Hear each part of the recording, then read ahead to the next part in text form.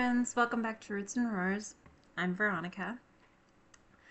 This is an episode I knew I'd do eventually.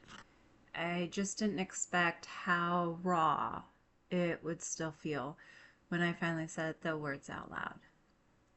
Today I want to talk about what it means to hold a space for both grief and joy.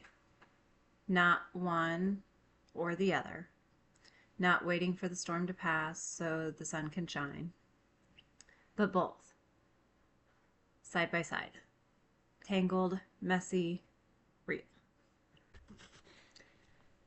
Because for families like mine, that's the only way forward.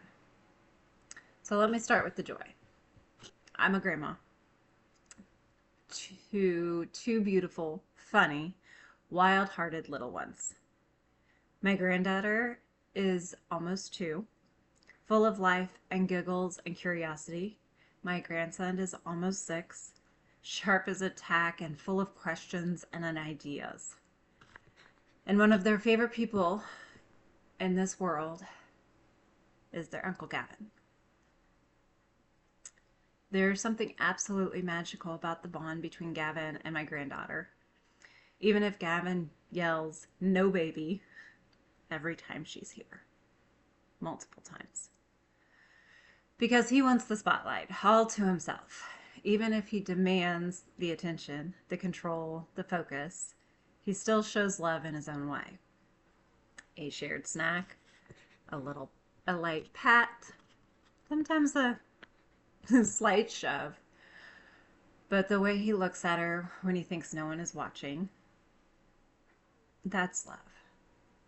That's connection. And the joy they bring each other is something I can't put into words. The way she lights up when she sees him, the way she leans into him even though he can't say her name, the smile on his face when she grabs at his hand, that is joy in its purest form.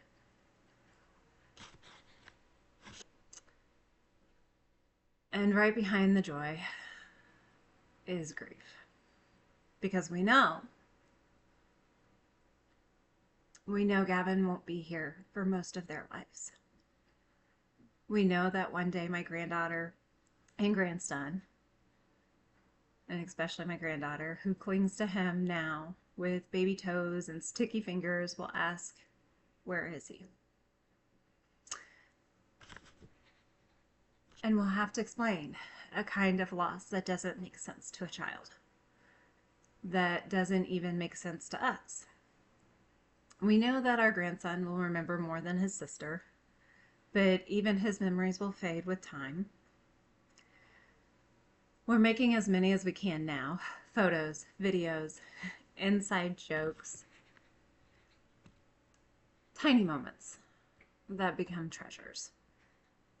But underneath the laughter, there's a thread of sorrow. Not to steal the joy, but because the joy is so real, it reminds us we're going to lose. People often ask how we do it, how we live this kind of countdown in the background, how we smile through the tears. And the answer is, we don't. We don't. We don't do it instead of grief. We do it with grief. We hold joy with one hand, grief with the other. We cry in the car, and then we sing in the kitchen.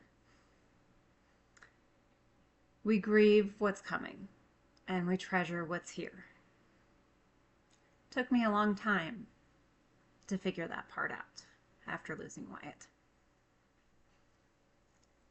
We let joy in fully because we know how precious it is. Being Gavin's mom and Wyatt's has taught me so much about the in-between places. The places where the world says, pick one, happy or sad. But I've learned to say, nope, it's both. Always both. Because grief doesn't just cancel joy. And joy doesn't erase grief.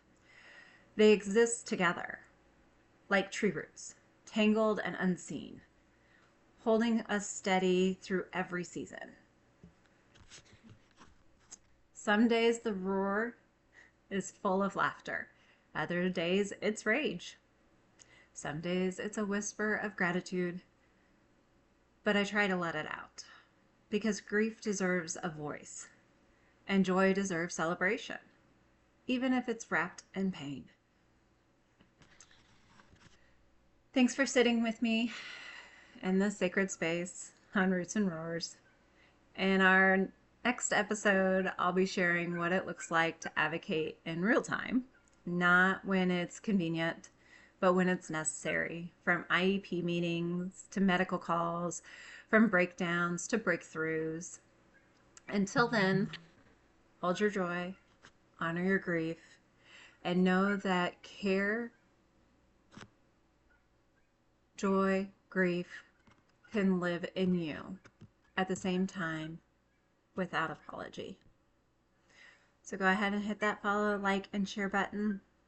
Like I said from the get-go, I'm sharing it all, real, raw, and we're just getting started. Have a blessed day, everyone.